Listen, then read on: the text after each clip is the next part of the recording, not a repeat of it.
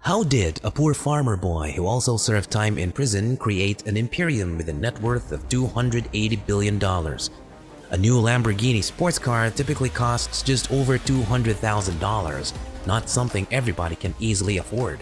So how did he go from 0 to 100, and how did he make the impossible possible? Make sure to watch until the end of the video in order to not miss out on the plot twist we are going to bring to light. It all started with Ferruccio Lamborghini back in his farmer days. He was born on the family farm in Renato, a town north of Bologna. His family were grape growers, but from a young age he realized that he did not wish to follow his father's footsteps. He was more interested in farming machinery than actual farming, since Ferruccio was crazy about fast cars and motorcycles. But how did he gain the knowledge and experience? He enrolled in an industrial technology program at a university outside Bologna, which he finished in 1940. But then, dark times arrived. Ferruccio was called for service in World War II. He decided to join the Italian Air Force, where he became in charge of the repair of military vehicles. Although he was getting much more knowledge and experience, this was not the life Lamborghini dreamed about. He wishes to go home, but in 1945, something happened that no one could have foreseen. The island Ferruccio has been working on falls in the hands of the British, so they imprisoned him. For the next year, he was definitely not able to go home, but luckily in 1946, he was set free. Now it was time for him to decide for his next move.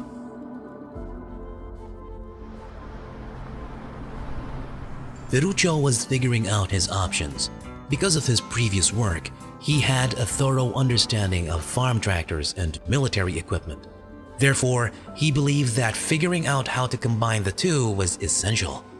He started messing around with cars at first, but this didn't work out, so he started what he knew best: tractors. That year, 1947, Ferruccio established his company Lamborghini Trattori. Ironically, this was also the year when Ferrari was founded. You might wonder, why tractors?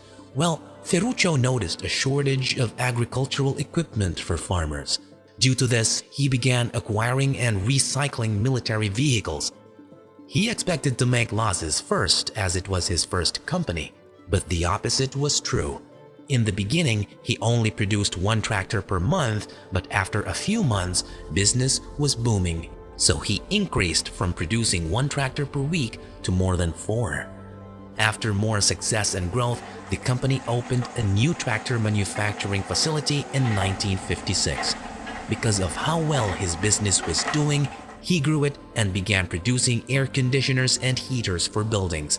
As a result, he transformed from a well-known tractor manufacturer to a successful businessman, setting him on the route for more success. But then, the biggest automotive conflict of the 20th century happened. Something people still talk about nowadays. Ferraris have always been linked to wealth, luxury, power, and speed. Some believe they are the world's greatest automobiles. The company has produced the most expensive cars in history and is one of the most well-known brands in the world. The cars are driven by wealthy actors, business people, and entrepreneurs. Ferruccio, though, didn't seem to be all that convinced. He was living a luxurious life and bought himself a Ferrari 250 GT. In the beginning, he enjoyed driving this car. However, he criticized the automakers as well.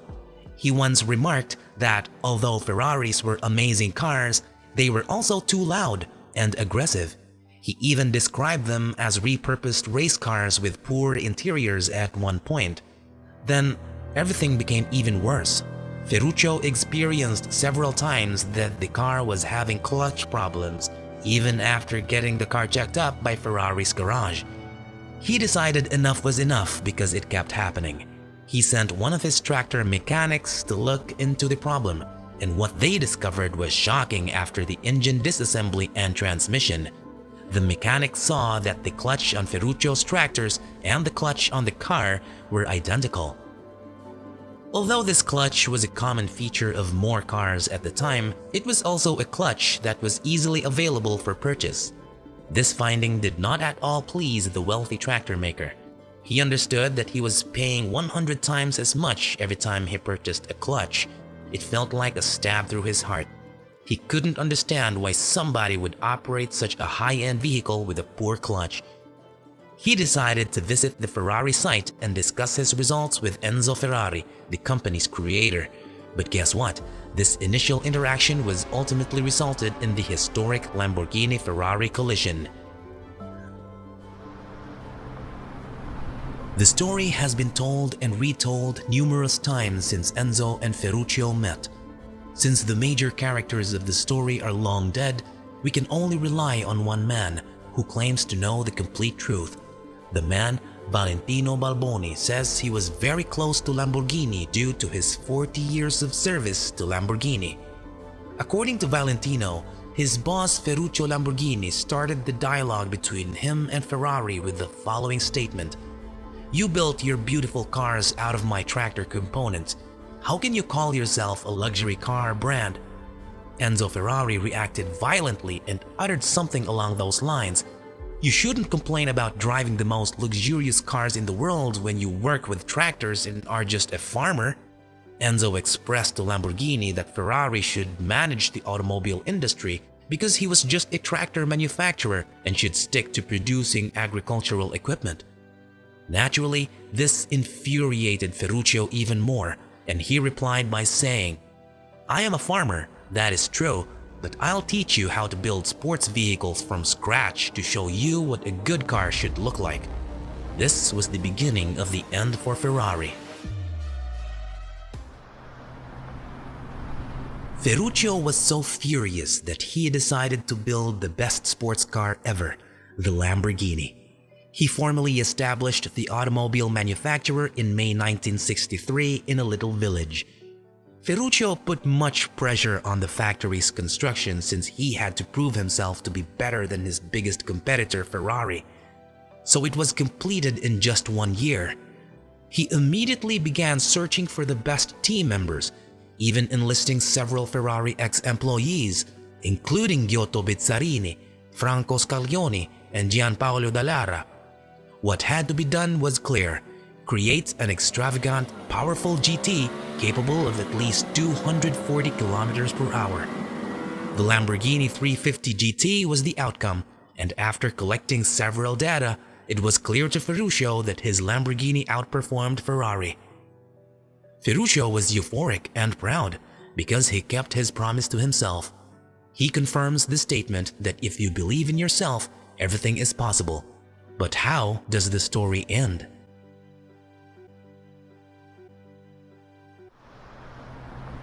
Nowadays, Lamborghini is one of the most famous car brands in the whole world, worth over $280 billion. To become this, the brand invested heavily into material research and development in order to make cars from the highest standards possible. Besides that, they have been aggressive in marketing and diversified their range of car models and make some of them more budget-proof. But being budget-proof for Lamborghini means that you still have to pay $200,000 for a car, which is only doable for 1% of the world population. However, you should not underestimate the amount of units sold by Lamborghini. One of its best-selling models is the Lamborghini Huracan, which has been sold more than 14,000 times. And now with the rise of the new SUV Urus and other models, there's a chance they will overperform themselves once again. So for now, the story has come to an end. But let's just say, for the time being. Please let us know in the comment section below if you have ever been this motivated by your competition and what changes you expect for Lamborghini in the future.